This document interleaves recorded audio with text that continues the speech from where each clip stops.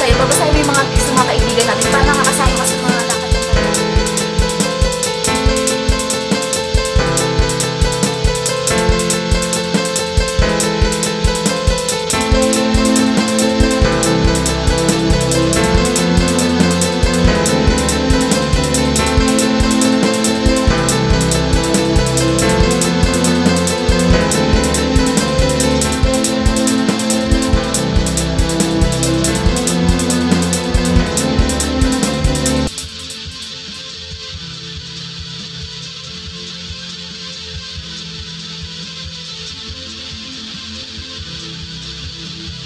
Basta anak, kapag may kailangan ka, Mang Jun, wag po.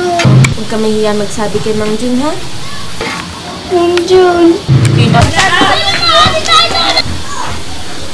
Wag po, maawa po kayo sa akin, Mang Jun. Baby naman, maliliit na ako. Kailangan ko na talagang umalis. Sige na, sabay na.